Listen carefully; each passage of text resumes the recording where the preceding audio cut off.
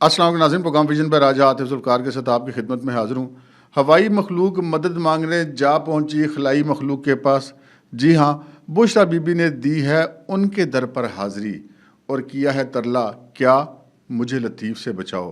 اور 9 مئی سے پراسرار طور پر زیر زمین ایک اہم ترین ملزم آ گیا ہے منظر عام پر، اور پھر پشاور میں پاکستان تحریک انصاف کو بلے کا چاند بھی نظر آ گیا ہے، جبکہ شاہ محمود قریشی ملتان والے پیر صاحب ابھی تک رہا نہیں ہو پائے۔ اس کی کیا وجہ ہے؟ یہ تمام صورتحال آپ کے سامنے رکھیں گے، مگر اس سے پہلے کہ اپنے پروگرام کو آگے بڑھائیں، آپ سے گزارش ہے کہ اگر ابھی تک آپ نے ہمارا چینل سبسکرائب نہیں کیا تو پلیز کر لیجئے، ساتھ ہی بیل آئیکن بھی دبا دیجئے تاکہ جو ہی ہمارا کوئی نیا پروگرام اپلوڈ ہوتا ہے تو اس کا نوٹیفیکیشن فوری طور پر آپ کو موصول ہو سکے۔ پروگرام کا باقاعدہ آغاز کرتے ہیں جی پشاور سے نظر آنے والے چاند سے۔ آپ کے علم میں یہ ہے کہ جب بھی عید ہوتی تھی تو پورے پاکستان کی مرکزی روت ہلال کمیٹی ایک طرف ہوتی تھی اور پشاور والی مسجد کے ایک مولوی صاحب ایک طرف ہوتے تھے، اور وہ ایک دن پہلے ہی چند چڑھا دیا کرتے تھے۔ اچھا، کچھ ایسا ہی چند چڑھ گیا ہے پشاور ہائی کورٹ کی طرف سے بھی، اور پاکستان تحریک انصاف کو ان سے پوری امید تھی، بلکہ پورا یقین تھا کہ ان کو وہاں سے ریلیف ملے گا، اس لیے پورے ملک کی ہائی کورٹس کو چھوڑ کر، اسلام آباد کی ہائی کورٹ کو چھوڑ کر وہ پہنچے سیدھے پشاور ہائی کورٹ۔ اور جب یہ بلے کا نشان واپس لینے کا حکم جاری کیا تھا الیکشن کمیشن آف پاکستان نے، تو اسی وقت یار لوگوں نے کہنا شروع کر دیا تھا کہ بھائی جان یہ بس جو بھی ورکنگ ڈے ہوگا اگلے ورکنگ ڈے تک ہی ہے، یہ نشان غائب ہونا، اس کے بعد نشان ان کو واپس مل جائے گا، کیوں پشاور ہائی کورٹ سے ان کی مرضی کا فیصلہ مل جائے گا۔ اور پھر وہی ہوا، اور نہ صرف یہ کہ بلے کا ان کا نشان واپس مل گیا، بلکہ ایک حیران کن انہوں نے حکم جاری کیا۔ میرے نزدیک وہ بڑا حیران کن ہے، ایک کورس رپورٹنگ ہم نے بھی بڑا عرصہ کی ہے کہ ایک تو ہوتا ہے نا، جس کو عارضی ریلیف کسی کو دے دیا تو ٹھیک ہے، عارضی ریلیف دے دیا کہ جی ٹھیک ہے، ابھی وقتی طور پہ ہم آپ کا بلے کا نشان بحال کر دیتے ہیں، اور کیس جو ہے پھر ڈویژن بینچ سنے گا، اوکے، پھر کیس کا فیصلہ تو ڈویژن بینچ کرے گی۔ لیکن انہوں نے یہ بلے کا نشان بحال کرتے ہوئے ساتھ ہی الیکشن کمیشن آف پاکستان کو یہ حکم بھی جاری کیا کہ وہ پاکستان تحریک انصاف کے انٹرا پارٹی الیکشن کا جو سرٹیفکیٹ ہے اس کو ایکسیپٹ کرنے کا، وہ جاری کر کے اس کو الیکشن کمیشن کی ویب سائٹ پہ اپلوڈ کر دیں۔ تو پھر پیچھے کیا رہ گیا بھائی جان؟ تو بعد میں ڈویژن بینچ میں کس چیز کا فیصلہ کرانا ہے؟ آپ نے تو حکم دے دیا کہ نوٹیفیکیشن جاری کر کے آپ اس کو چڑھا دیں۔ تو بارہ دیکھتے ہیں کیا ہوتا ہے۔ ویسے ایک سوال یہاں پہ بنتا ہے، جس طرح کا الیکشن پاکستان تحریک انصاف نے اپنی پارٹی کا کرایا ہے، انٹرا پارٹی الیکشن، کہ نہ تو کسی کو یہ پتا تھا کہ ووٹر لسٹ کون سی ہے، اور نہ ہی کسی کو یہ پتا تھا کہ کاغذات نامزدگی کہاں سے ملنے ہیں، نہ ہی ان کاغذات نامزدگی کی تقریب رونمائی کہیں منعقد ہوئی، اور نہ ہی جیلوں میں بیٹھے ہوئے لوگوں کے بارے میں پتہ چلا کہ کب انہوں نے کاغذات نامزدگی کہاں داخل کرائے، اور خود پاکستان تحریک انصاف کے اپنے لوگوں کو پتہ نہیں تھا کہ یہ کہاں کاغذات نامزدگی جمع ہونے ہیں۔ اور پھر پتہ چلا کہ پرسرار طور پر پشاور جو موٹر وے کے کنارے ایک کھیت میں چند کرسیاں لگا کر وہاں پہ ان کے جو چیف الیکشن کمشنر تھے انہوں نے اعلان کر دیا کہ جناب بیرسٹر گور سمیت سارے لوگ بلا مقابلہ منتخب ہو گئے ہیں۔ تو اسی طرح کا اگر الیکشن پاکستان میں کرا دیا جائے، الیکشن کمیشن آف پاکستان بھی ایسے ہی کرے، تو کیا وہ پاکستان تحریک انصاف کو قابل قبول ہوگا؟ یہ ایک سوال ہے۔ تو خیر آگے بڑھتے ہیں جناب۔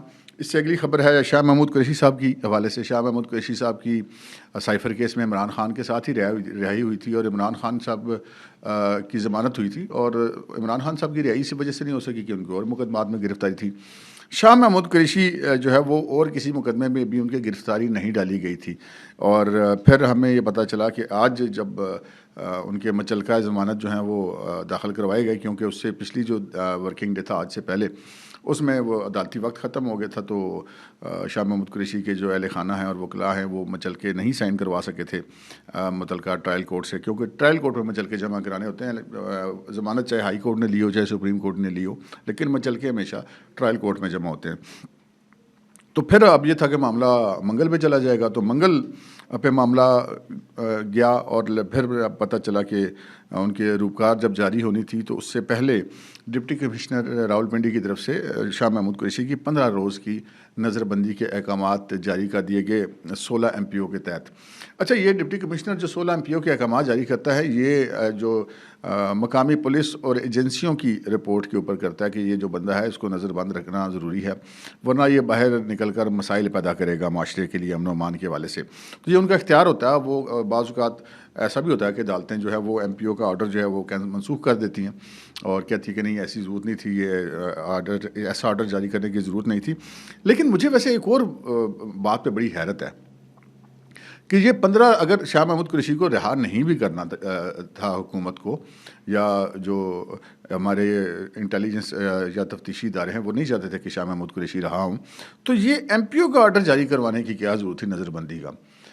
چند روز قبل ہی ہم نے وہ خبر سنی تھی کہ وہ، بلکہ ہم نے دی بھی تھی آپ کو، کہ 6 مقدمات میں ان کی عبوری ضمانتیں منسوخ ہوئی تھیں، جس کو انہوں نے چیلنج کیا تھا، اور وہ درخواست بھی ان کی عدم پیروی کی وجہ سے وہ خارج کر دی گئی، اور وہ ان 6 مقدمات میں شاہ محمود قریشی کی ضمانت جو ہے وہ ختم ہو چکی ہے، تو ان 6 میں سے کسی مقدمے میں بھی گرفتاری ڈالی جا سکتی ہے، 6 کے 6 میں بھی ڈالی جا سکتی ہے، 2 میں، 3 میں، 4 میں، 5 میں، جتنے میں ڈالنا چاہیں۔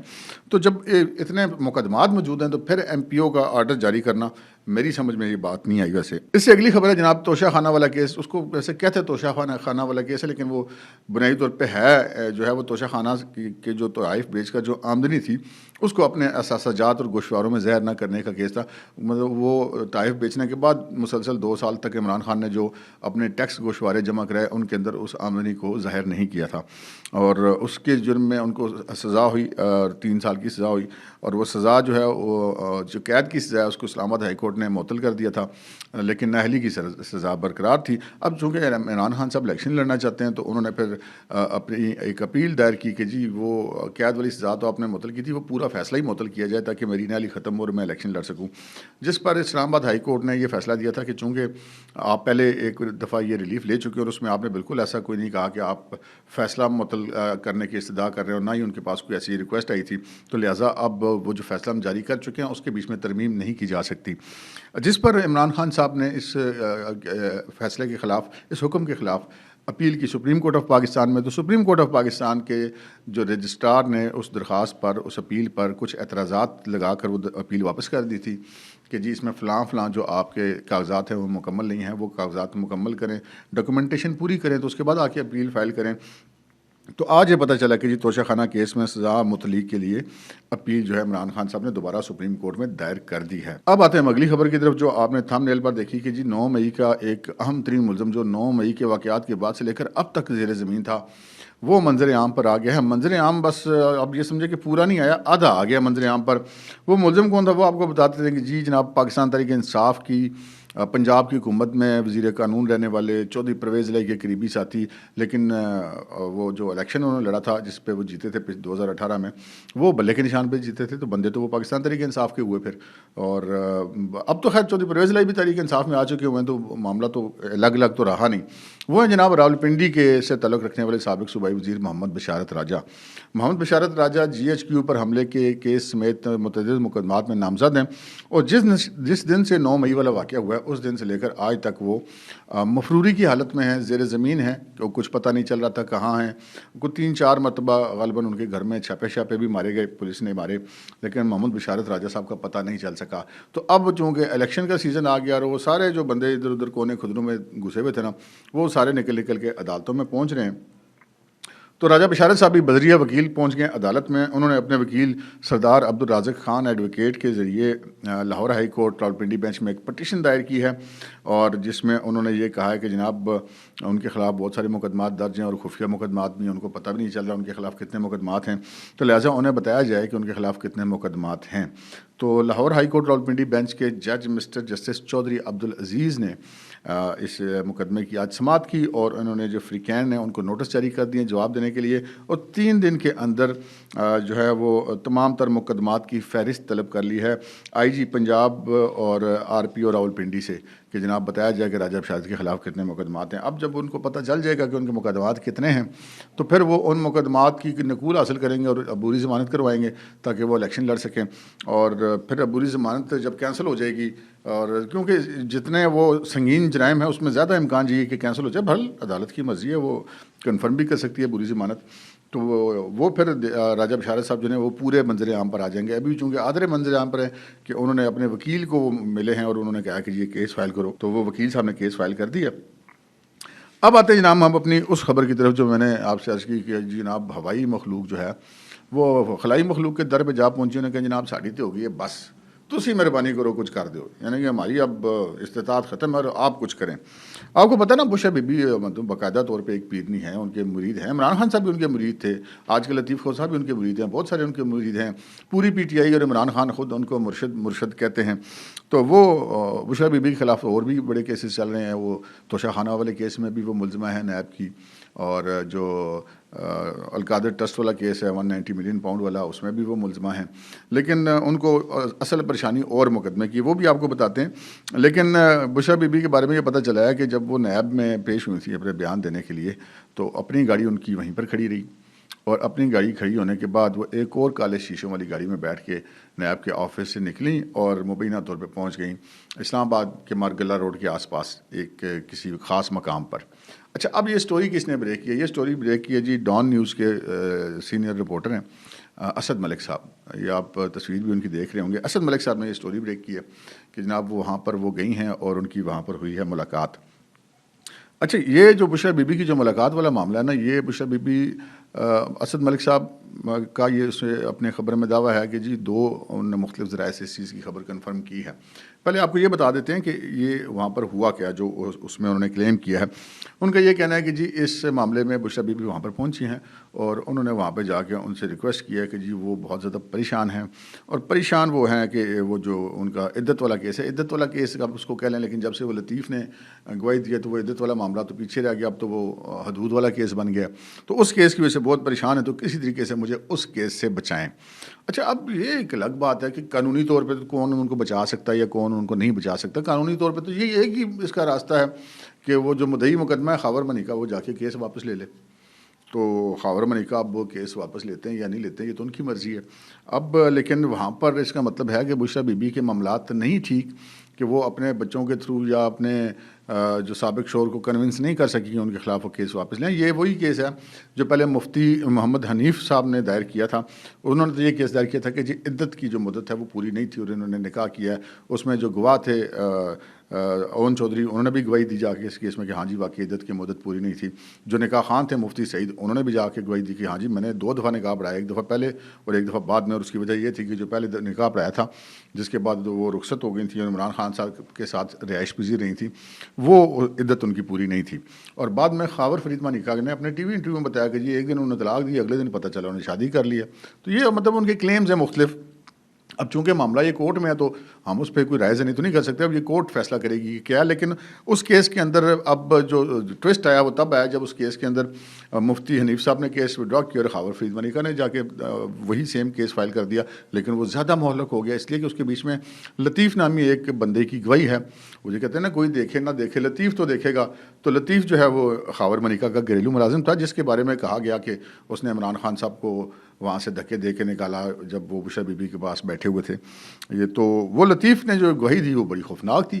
وہ تو حدود والا معاملہ تھا کہ جی ان کے تو آپس میں مبینہ طور پہ ناجائز تعلقات تھے اور میں نے اپنی آنکھوں سے یہ چیزیں دیکھی ہیں. تو وہ ایک آبویسلی بڑا پرابلم بن گیا کیونکہ وہ عدت والا معاملہ تو مطلب چھوٹا رہ گیا نا، اس سے بڑا معاملہ شروع ہو گیا اس کیس کے اندر. تو وہ کیس اب تقریباً اپنے کنکلوژن میں پہنچ چکا. اس کیس کے اندر 5 گواہان کی جو ہے وہ گواہی مکمل ہو چکی ہے. اس میں بشرا بی بی اور عمران خان کو طلبی کے نوٹس بھی جاری ہو چکے ہیں. بشرا بی بی اس کیس میں پیش ہونے سے کترا رہی ہیں، استثناء مانگ لیتی ہیں، کبھی کیا کہتی ہیں کبھی کیا کہتی ہیں. بہرحال کسی بھی خاتون کے لیے مطلب اس طرح کے ایک حدود کا مقدمہ یا زنا کا مقدمہ اس کیس میں پیش ہونا، اپنا بیان قلم بند کرانا، اور اس کے بعد اوبیسلی ان کے اوپر ایک جرح ہوگی. اور جو جرح ہوگی وہ ان سے ان کی جو روحانیات کے بارے میں تو نہیں ہوگی، وہ تو اسی جرم کے بارے میں ہوگی جس کی گواہی لطیف نے دی ہے. تو وہ اب بشرا بی بی کی یہ پریشانی بنی ہوئی ہے. اچھا، اسد ملک صاحب کی خبر کو وہ تو یقیناً ایک سیزن جرنلسٹ ہیں، انہوں نے اس کو ضرور کنفرم کر کے دی ہوگا. لیکن ہم بھی تھوڑا سا نا ایک آئیڈیا کرنے کی کوشش کرتے ہیں کہ کیا واقعی ایسا ممکن ہے. تو میرے حساب میں تو ایسا ممکن ہے. اس کی وجہ یہ ہے کہ بشرا بی بی کا اگر آپ ٹریک ریکارڈ دیکھیں تو انہوں نے عمران خان کے مقدمات ہوں، اپنے مقدمات ہوں، عمران خان کے لیے ریلیف ہو، انہوں نے ہر ایفرٹ کی، ہر جگہ پہ رابطے کیے. وہ ماضی میں بھی پنڈی سے رابطے کرنے کی کوشش کرتی رہی. نواز شریف سے انہوں نے رابطہ کرنے کی کوشش کی، جو میں ملنا چاہتی وہ نہیں ملے. وہ قطری جو سفیر ہیں ان سے وہ ملی جا کے اسلام آباد کے ایک 5 اسٹار ہوٹل میں. مطلب ہر جگہ پہ انہوں نے محنت ترلا کرنے کی کوشش کی کہ کسی طریقے سے جو ہے ان کو کوئی کہیں نہ کہیں سے کوئی ریلیف مل جائے، لیکن ان کو نہیں ملا. تو اگر انہوں نے، اور مجھے یہ یقین ہے کہ یہ جو بھی ملاقات ہوئی ہے بشرا بی بی کی، اس میں میں مطلب کہ انہوں کی خواہش نہیں ہوگی، یہ بشرا بی بی کی اپنی خواہش پہ یا اپنی ریکویسٹ پہ یہ ملاقات ہوئی ہوگی. اور پھر جب وہ بلاتے ہیں تو پھر وہ اسی طرح بلاتے ہیں کہ بندے کو پتہ نہیں چلتا کہ کدھر جا رہا ہے.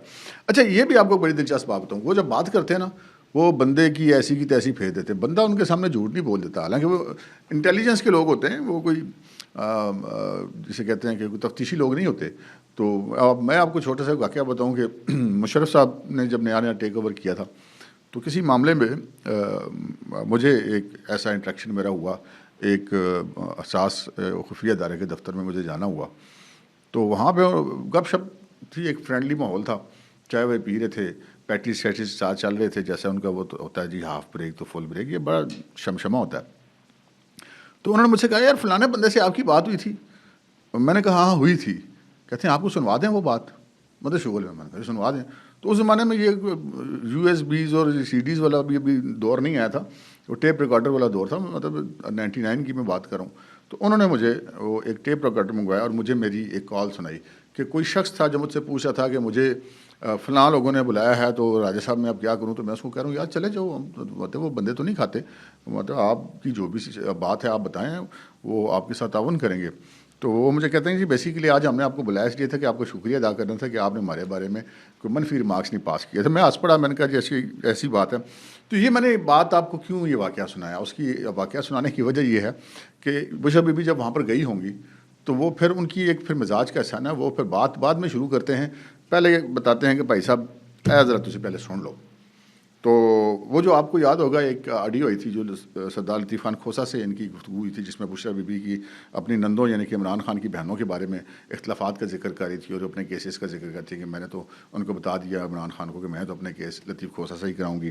تو وہ مطلب یہ آپس میں ان کی گفتگو تھی. تو وہ کیس بھی انہوں نے کیا ہوا ہے ہائی کورٹ میں. اس کیس کے جو بھی فیصلہ آیا اس کے منفی نتائج کیا ہوں گے اس پہ میں الگ سے پروگرام کروں گا. لیکن بہرحال جو اب یاران نکتہ دان کہتے ہیں کہ وہ جو ایک مبینہ طور پہ جو آڈیو ریلیز ہوئی تھی وہ بہت چھوٹا سا ایک چنک تھا. اسی آڈیو کے بیچ میں آگے پیچھے کچھ اور بھی گفتگو تھی، جو ایسی گفتگو ہے جو سنائی جائے تو بشرا بی بی کے پاؤں سے شاید زمین نکل جائے. تو زیادہ امکان پھر یہی ہے کہ وہ پھر ان کو سنائی گئی، ان کا بھائی وہ تو ریلیز ہو چکی ہیں. تو یہ مزید چیزیں ہیں. تو بشرا بی بی کی وہاں پہ جو ہوائی مخلوق ہے وہ تو ساری ہو گئی سجدہ ریز. ویسے بھی پچھلے دنوں وہ گور بٹ صاحب نے خبر دی تھی کہ وہ کوئی انہوں نے عمران خان کے لیے کوئی چلا کاٹا تھا تو وہ الٹا پڑ گیا، بشرا بی بی اسپتال پہنچ گئی تھی. آپ کو یاد ہوگا ہم نے بھی ولاگ کیا تھا اس کے اوپر. تو وہ اب معاملہ تو ہو گیا خراب، ہوائی مخلوق تو ہو گئی ہے فارغ. تو اب وہ پہنچی ہے خلائی مخلوق. خلائی مخلوق جو ہے وہ ان کو نواز شریف صاحب کہا کرتے تھے اپنی تقاریر میں پہلے.